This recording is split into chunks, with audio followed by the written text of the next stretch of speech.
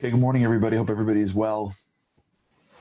Another incredible day. The week is speeding past us for those that are joining us live. Good morning. Thank you so much for being with us. Those that are watching it later on, thank you for doing so. Good morning to Andy, our phenomenal producer. We've been talking a lot about this idea of understanding who we are. It's critical to understand who we are, to know what we're after. If we live our lives and we don't really have a sense that our true essence is being satisfied, we can be successful in life, and we can be successful at our goals and unsuccessful at life. There's a stark realization that people have later on in their lives that lots of what they were pursuing may have been meaningless. I had this experience in 2009. I had a meeting with an individual who was a very wealthy man. And in order to amass his wealth, he gave up everything else. He gave up his family. He gave up watching his kids grow up. He gave up his religion. He gave up he gave up everything to amass what was a small fortune. And for somebody who came from very little, which this man came from, that was like his focus. That was his thing. And I watched a man whose life was dedicated towards amassing wealth. And he had put it in certain stocks and in certain real estate properties. And in 08, 09, if you remember the 08, 09 like recession, it wiped him out. And it was so sad, not because he lost money, because he was realizing that so much of his life was lost. And now he didn't even have the money. Yes. Okay, sorry about that. Some technical difficulties with my camera. It became such an incredible part of his life that he realized afterwards that it wasn't that he had lost the money, it was that he had lost a piece of his life. We have to fight for what's at our core. We have to fight for what we're looking for in life. And so to understand that, we went through the self-determination theory. Self-determination theory is a theory that helps us understand what we're after in life, the psychological nutrients, if you will, designed to enable us to feel good no matter what we're doing. It's how we breathe. And yesterday we began to delve into each one. We started talking about the idea of significance, mastery, the desire for a human being to feel like they're getting better at something in life. Where does that come from? Well, it comes from the concept that each of us knows that we're something really valuable inside us. There's something really special that came out, that we have, that's within us. And when you go through this world, there's this sense that I have to achieve it. I have to touch it. God created us with a soul. The brain is the computer. The brain is what we do to navigate through our lives. The soul is who we are. The soul comes from an infinite source, which means that at our core, our value is infinite. And we know it. We sense it. We feel it. We can't articulate it, but there's something very real about it. That's why those kids seem to be able to constantly get up and keep on at it. No one has to tell a little kid to go out and like play toys and have fun and create and use imagination. There's a sense that little kids have, that there's something unique about them. There's something powerful about them. When you watch kids play, when you watch kids learn how to grow, they're not like, I'm going to fail. Watch a 3-year-old. He's not like, this is stupid. 2-year-olds aren't like, I can't climb the ladder because I'm going to fall. All of that energy, it comes from this. They're not articulate yet. Their brains, their computers don't have any programming that says you're going to fail. So they're just all soul. They can't express it at that level. There's a selfishness to them, like we spoke about last time, but there's a piece of them that still is bigger than themselves. But we come from the ground. We come from dirt. God created us to have our origins be very low on purpose. God could have made us a congealed angel. We could have floated down from the sky That wouldn't have been any harder for God than forming us from the dust of this earth. He did it on purpose because that's the challenge of life. He did it on purpose because that's what we're after. We're after this growth, this evolution. That's what makes life exciting. It's that it's not handed to us on a silver platter. It's that we have to grow. We have to become significant. We have to try to find what's inside us and make it bigger and make it better. So how do we do it? So this is what we're talking about. So let's begin. Let's sort of delve into how this works.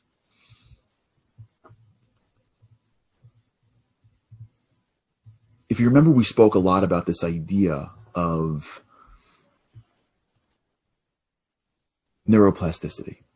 And that means that our brains are computers that operate based on what is exposed to it. So if I'm exposed to English, I speak English. And if everyone in my family is a lawyer, I'll be more inclined to being a lawyer.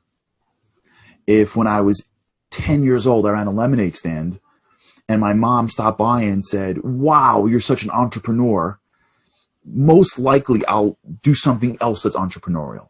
My brain is reacting to the world around us.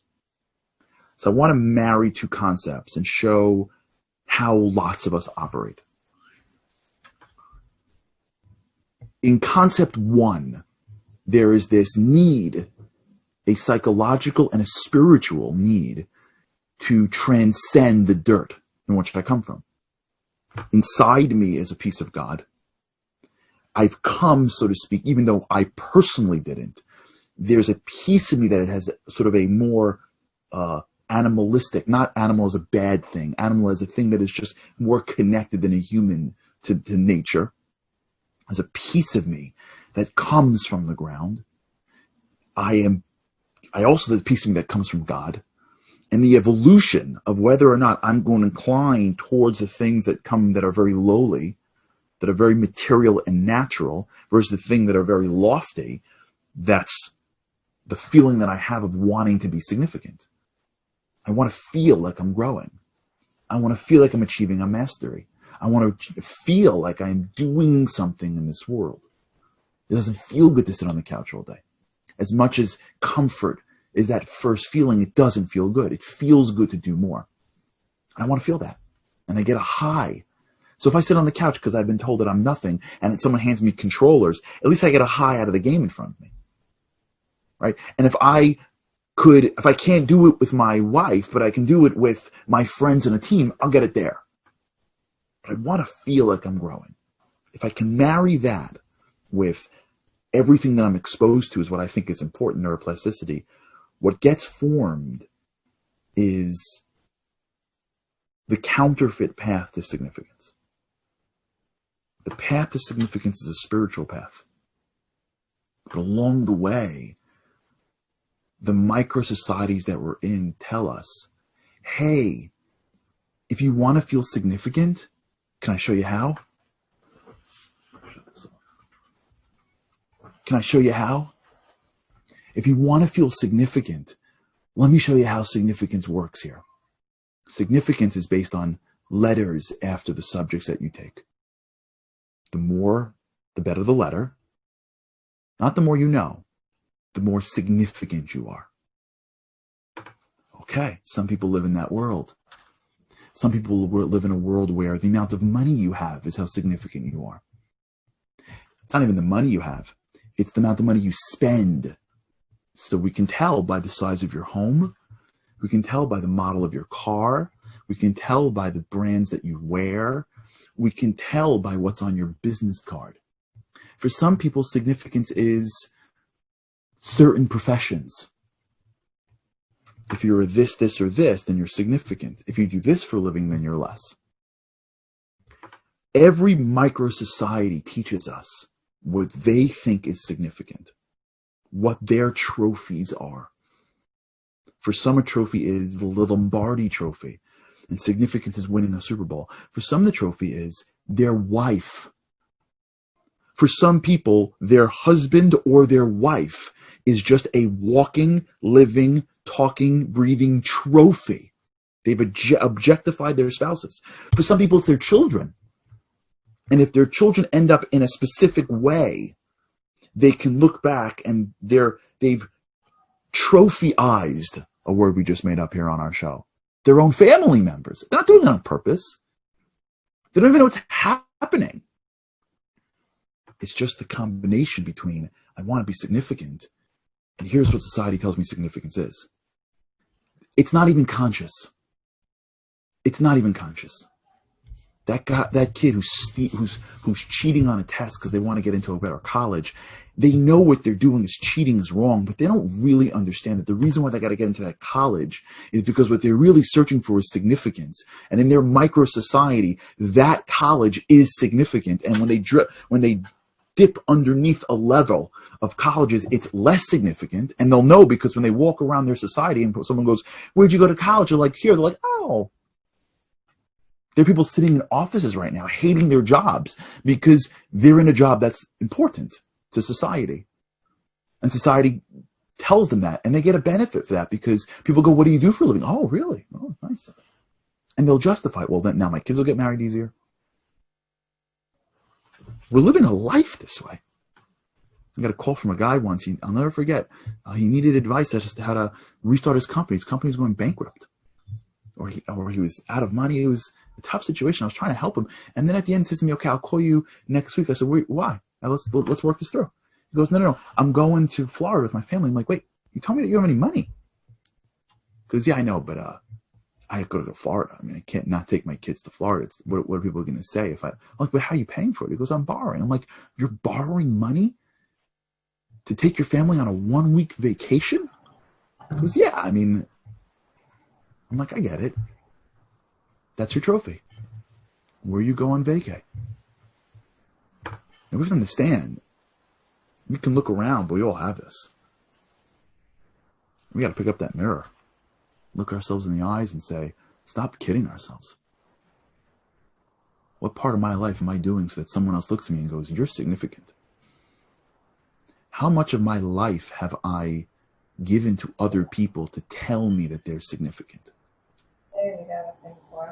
And to the extent in which I can be honest with myself, to the extent in which I could, just in a quiet moment, recognize it, it'll give me an incredible amount of clarity. You see, this is where the ideal day and the eulogy start to work together. Because a lot of times in our ideal day, what we're doing is saying, I want to be society significant.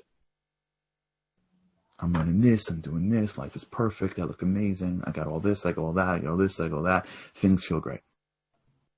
And when you get to the eulogy part, now you get to the real stuff. Because a lot of that stuff falls away.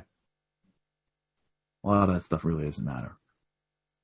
You see, death is a scary thing. We should all live to 120. But the recognition of mortality actually reminds us what's really important. There's a great thing I want to read to you today from the book. It's a great thing. It's from research from a man named Irving Yalom. He interviewed terminally ill cancer patients. And here's what he found. An open confrontation with death allows many patients to move into a mode of existence that is richer than one that they experienced prior to their illness. Many patients report dramatic shifts in life perspective. They're able to trivialize the trivial, to assume a sense of control and stop doing things, here it is, that they do not wish to do. To communicate more openly with family and close friends, and to live entirely in the present rather than the future and the past. Over and over, we hear our patients say, "Why do we have to wait until now, till we are riddled with cancer, to learn how to value and appreciate life?" This is the work of greatness. Why do we have to wait to realize that a lot of what we're chasing is really just so someone else thinks we're significant? Now, here's the problem.